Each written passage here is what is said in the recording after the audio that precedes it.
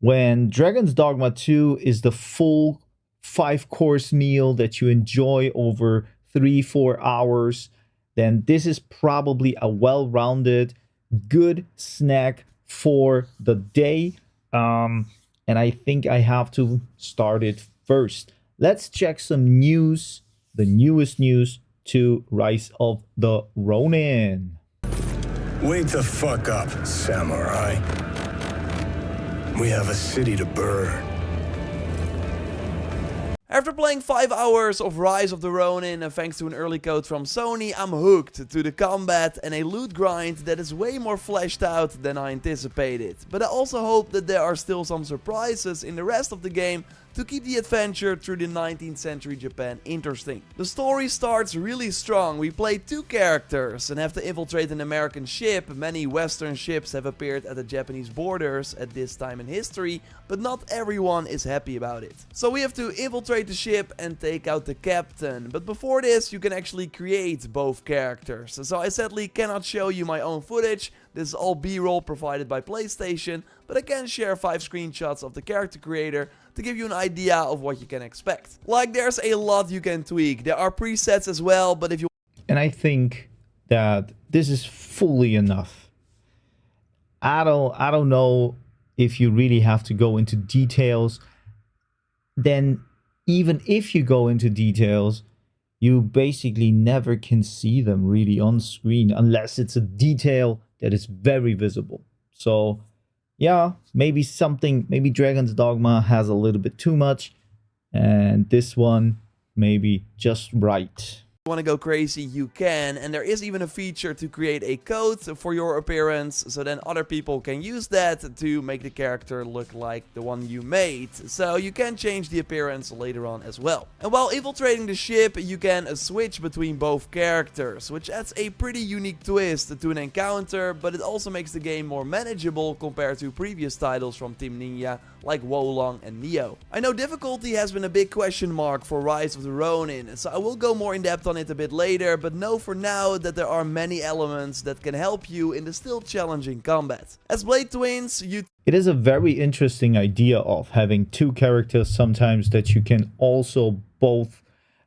move and fight with. So that is kind of interesting, because it seems like there could be like a combo system, something like that.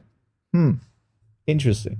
To have a special bond and feel connected, but at the end of the tutorial mission on the ship, about 45 minutes into the game, you have to choose who you want to play as your main character, because the other person, your twin, will be taken from you. I won't go into more details, but good to know that my early hours after reaching the open world were focused on finding my Blade twin, asking around for clues and discovering more about Japan in the process. So the game opens up pretty early, and doing content in the open world has been my favorite part so far. You quickly get your horse so you can explore the pretty small opening region. There was a side quest I could pick up to help a lady gather some herbs. Animals were attacking an innocent NPC, so I could help them.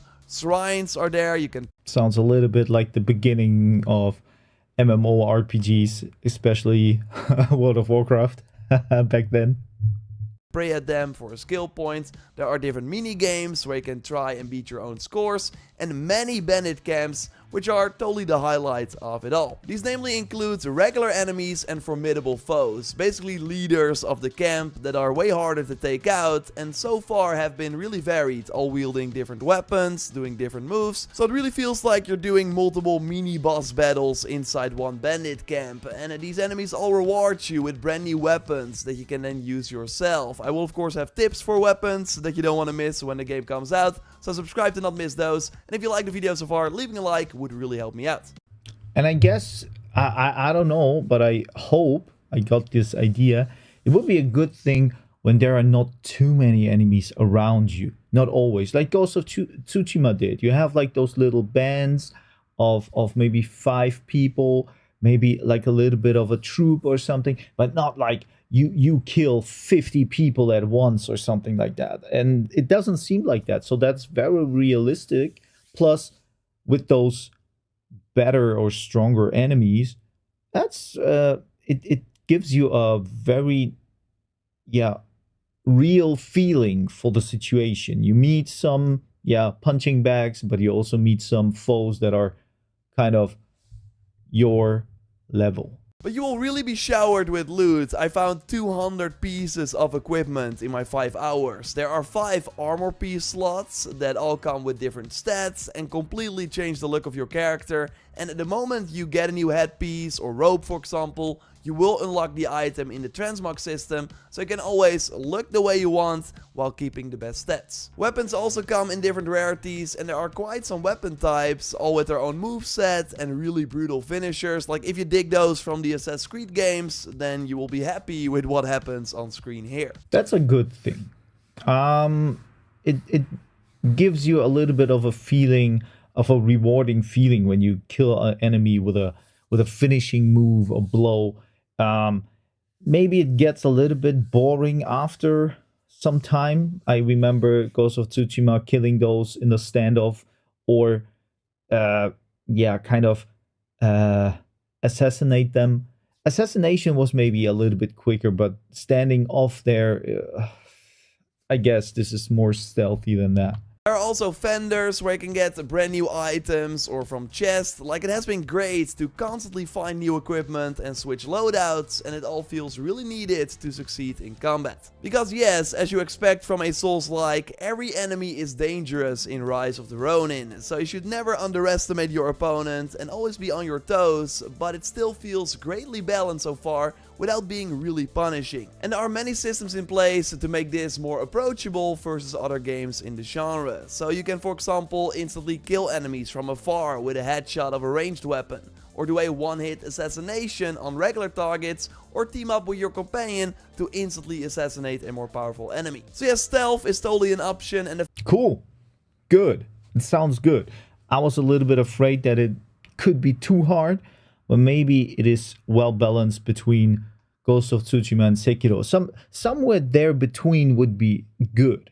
Like, don't overdo it, but don't make them like, I don't know, some balloons that you pop. the fact that you often have 1 or 2 AI controlled party members really helps as well, so the enemies divide their attention, and with you being able to switch between those party members, you can easily create openings to strike. Also, if one party member falls, even if you were controlling them, then you will switch to a different character and can very easily revive them for the cost of 1 health potion. Your health fully regenerates after combat, and if you die, you don't lose any money, only a different currency called karma that next to leveling up can be used to unlock skill points. And if you die, you still have a way to get that karma back by simply assassinating the target. Good.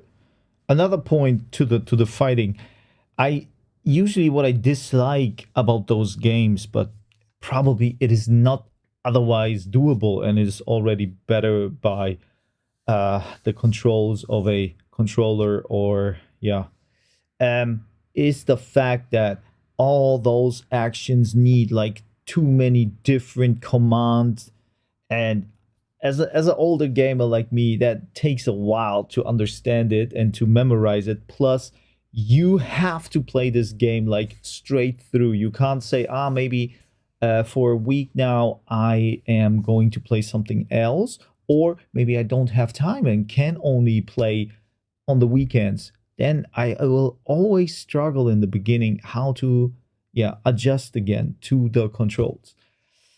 But that's like a skill issue thing, right? But still, they should maybe make those games a little bit less complicated, more basic, but having fun moments as well, of course. I mean, control-wise. Doing a finishing move, so you don't even have to take the target out that just killed you. So while there are these banners where you can rest up to get your potions back, and this will also respawn the enemies, you can also save your game in other parts of the world. Like, Rise of the Ronin really tries to be more forgiving while maintaining a healthy challenge. Like, you're still pushed to learn to parry and use the best loadout and abilities against your enemies, but if you fail, the punishment won't be as hard. So I would say the difficulty has been really great so far. Dying is certainly part of the gameplay loop, but that makes finally beating the boss just the more exciting. So curious how this evolves throughout the rest of the game, and also if there are still, again, many surprises left. Like, while the combat has totally been the highlight, side, the overall structure of Rise of the Ronin leaves much to be desired. So far, the main story missions have not been as exciting as I would like. Sometimes you do get a cool short cutscene, but the rest of the conversations don't look very appealing, and the uninteresting writing is not helping either. And while you notice that this is a PS5 game, thanks to the really fast load times, the solid 60 FPS in the performance mode, and the really great DualSense features, other parts of the game feel very dated. The graphics are To the story, I guess that this time period is the least exciting period of Japan. Plus, it is they don't talk about it, and there is not like a lot of, how to say, mystery around it. You know, when you go 300 years back, there is a lot of mystery about all those swordsmen, and you can implement them way better, right? More you know, ghost and mythic or mystic things, so to speak, you can implement. Now it's getting into the our new generation of like the last 200 years, and that is basically, I think, not very exciting anymore from a standpoint of swordsmanship and with the combination of weapons. But that's just my take on it, because I like the honorable sword fighting without weapons. That's all. the obvious point, it really doesn't look great because of the low quality assets used for the environment. The Japanese aesthetic saves it a bit, but it has been a while since I've played a game where I sometimes really thought to myself, damn, the graphics are pretty bad. The streets in cities are also very empty, so while it's a very cool setting, it just really does not feel alive. Also, the game's structure in terms of main missions has not been very exciting. You talk to NPCs in the open world, and then you will eventually reach a small instance mission with at the end a boss. I think the amount of people in the world did work in Tsushima. So it is obvious it is an island. There are not many people living there. But here you're in the main city, so they have to be bustling and thriving, and you have to see a lot of people. And that's not the case. Ooh, really, really big. I think, I don't care, but I guess you will feel that. You will feel this very dull atmosphere around you, right? And this boss, I don't know why, is protecting schematics to build a camera. It all just does not really feel connected. I really hope there are more cinematic moments like the opening of the game, because so far there have not been a ton of memorable things in Rise of the Ronin. Still, there are a ton of things that happened during my play session, but that I sadly cannot show you. Like, there's a wanted system where if you kill innocent people, Ronins and other characters will come to hunt you. I love the fact that your inventory has 2,000 slots. That's interesting. That's cool.